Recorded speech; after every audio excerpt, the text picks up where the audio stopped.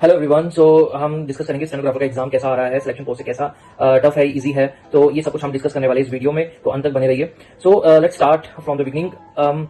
GK की बात करते हैं। क्वेश्चन का जो लेवल आया है वो मॉडरेट लेवल का आया है। पैटर्न वही दिखा गया है जो सिलेक्शन पोस्ट में देखा गया था। पैटर्न वही, स्कीम्स गवर्नमेंट की पूछी जा रही है, सब कुछ वैसा ही पूछा जा रहा है। और क्वेश्चंस में इकोनॉमिक्स और जो गवर्नमेंट स्कीम्स है 6 से 8 क्वेश्चन देखे गए हैं। हिस्ट्री पॉलिटी से 8 से 10 क्वेश्चन देखे गए हैं। साइंस और एनवायरमेंट की बात करें तो 3 से 4 क्वेश्चन देखे गए हैं। ज्योग्राफी की बात करें तो 5 से 6 वीडियो क्वेश्चन देखे गए हैं। करंट बजट से क्वेश्चन आए हैं 2025 में, जो भी बजट आया है उसे 7 से 8 क्वेश्चन आए। बाकी अवार्ड्स, अपॉइंटमेंट और करंट अफेयर्स जो रिलेटेड है उसे 3 से 4 क्वेश्चन पूछे गए हैं। तो मतलब करंट अफेयर्स में से क्वेश्चन अभी रिसेंटली जो हुआ है उसी के रिलेटेड पूछा जा रहा है, जो कि सिलेक्शन पोस्ट में ऐसा नहीं था।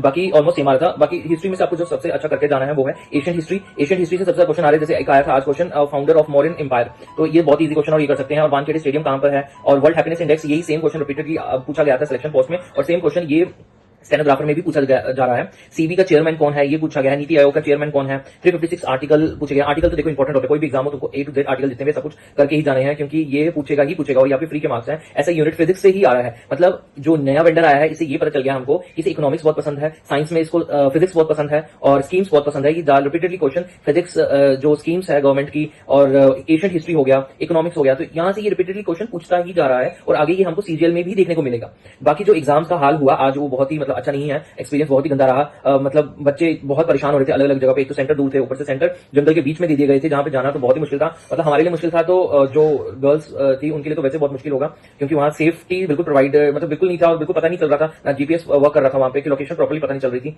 और साथ में कई सेंटर्स में तो सुनने को आया कि जो मोबाइल्स में एग्जाम देने को अलाउ किया गया, क्योंकि जस्ट बिकॉज उनके लैपटॉप मतलब उनके कंप्यूटर्स वर्क नहीं कर रहे थे। तो ये सब कुछ जो हो रहा है प्रोटेस्ट के बाद भी हो रहा है, तो कुछ सुधार तो मुझे नहीं लगता कुछ आया है। और आई थिंक अगर सीजीएल का एग्जाम भी हो जाएगा तो यही चीज रिपीटेडली होगी। तो उम्मीद यही मैं कर रहा हूं कि एग्जाम पोस्टपोन हो सीजीएल का, सो दैट कि एक तो अभी थोड़ा पैटर्न तो पता चल रहा है, बट यहाँ ये 12th बेस था तो इतना लेंथी हमको और एग्जाम टफ देखने को मिलेगा नहीं, लेकिन सीजीएल का जरूर मिल सकता है, क्योंकि वो ग्रेजुएशन बेस का पेपर है और ज्यादातर बच्चे वहां अपेयर होते हैं।